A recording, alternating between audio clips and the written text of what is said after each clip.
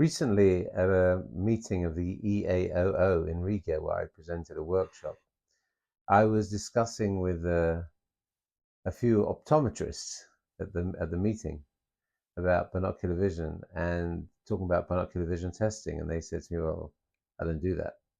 So I said, "Well, your patients are."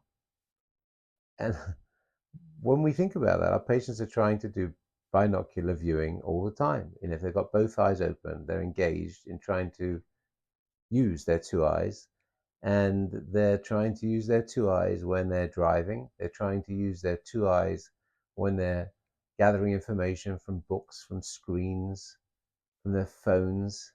They're trying to use their two eyes when they're following the ball, when they're playing sports. They're trying to use their two eyes and they're trying to locate the ball. And often, using their two eyes together is not as easy as it could be. And I like to think of that effort that they're using as something which I've coined a term for, and that is vision tax. Vision tax. Now, we all pay taxes. And what is the word we use for tax? It's resources. Obviously, it's a monetary tax.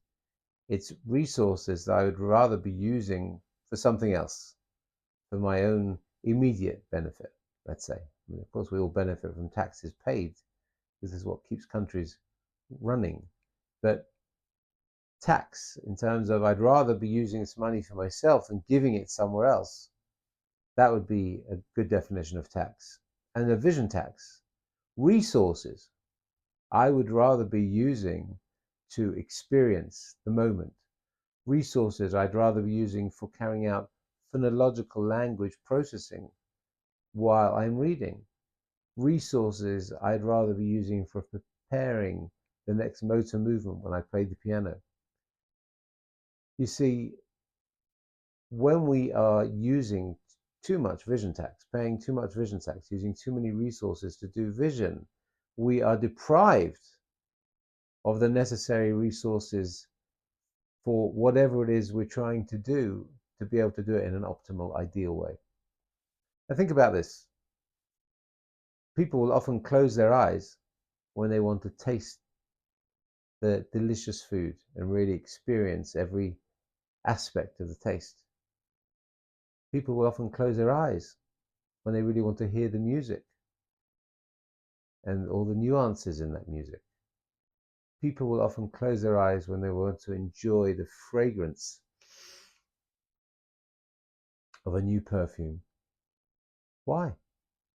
Why do we close our eyes when we do all those things? We close our eyes because vision is the largest neurological event taking place in the human brain. And it's something we do, and it's something which requires resources. So if we intuitively know we need to close our eyes if we really want to smell, really want to taste, really want to hear, because it's hard to do seeing and do those things fully at the same time. Now, when we read, we can't shut our eyes. We're reading, so we're using our visual system, and we're trying to do all the necessary processing at the same time. So if we're paying too much vision tax, we can't process fully. A good example would be a person who reads perfectly, but their reading comprehension is poor. And if you would read them the same paragraph, same page, and they comprehend it fully, you know they do not have a language processing problem. So if they're reading perfectly and not understanding, it's not because of language. It could be because they're using so much effort and energy in order to read and move their eyes across the page and keep them in sync, that they are unable to simultaneously process that information. So that vision task can show up in all sorts of different ways. I mean, it can ultimately show up in a headache. Someone has a headache when they read, so I can imagine they're using too much resources in order to organize their visual system. And it's not just, I think, it's not just affecting their efficiency in higher cognitive function. They're actually paying a price in headaches. I think I like the term vision tax because this is something that people are not thinking. We are not thinking about that as optometrists. We're not taught to think about that. But we have people in our chairs who are just trying to be the best version of themselves. And if you imagine taking the vision tax away, what the patient's going to say to you. So they come into the chair, they pass the test. Let's say you do the near point of convergence test. You didn't pay attention to whether they're frowning or how they're performing it exactly. And then you start to pay more attention and you start to ask more questions about the quality of their experiences in different settings, at school, at work, at play. And you find out that it seems to you like that perhaps they're not as efficient as they could be in organizing their visual system. And that will often be in the areas of tracking and I think in the sustained accommodation and sustained convergence, because sustained fusion, particularly in reading situations where you find that people are making extra effort. And our short tests that we do, the short near point of convergence test, the one test you might do, hopefully you will do it, are not enough. And there are real clinical tests that we can do which give us an indication of how efficient they are or not. Now, the good news is you do not need to become some great world expert in order to start asking the right questions and making the right observations.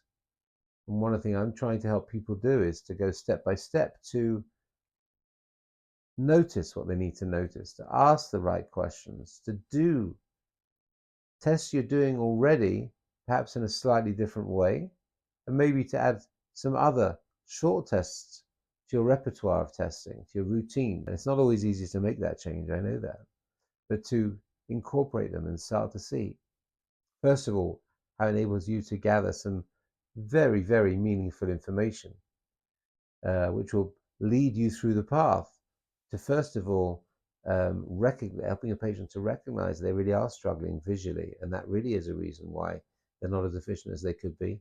And it'll help you lead through to a path of easy ways of helping them. So vision tax, something to think about, I think, a term which we could start talking about. We're the only people, us optometrists, we're the only people on the planet who can really have these conversations and think about how patients are doing vision, how they're doing seeing, how hard they're working right now, and whether or not we could make things easier for them and enable them to enjoy far more efficient and pleasant and productive experience of every single day. You start doing that, the day changes in a big way, in a big way. It can be wonderful. If you'd like to think more about these sort of ideas, so it's a good idea to sign up to my newsletter, which is called Vision Without Limits. All the information is in the description below. My website, robertlederman.com, my LinkedIn account, and my newsletter. Of course, I'd very much appreciate it if you would subscribe to this channel, and if you want to stay close by, so follow me along, and hopefully I can share more useful information for you, and ultimately information which can benefit the patients who come to see you in your practice every single day. Thanks for joining.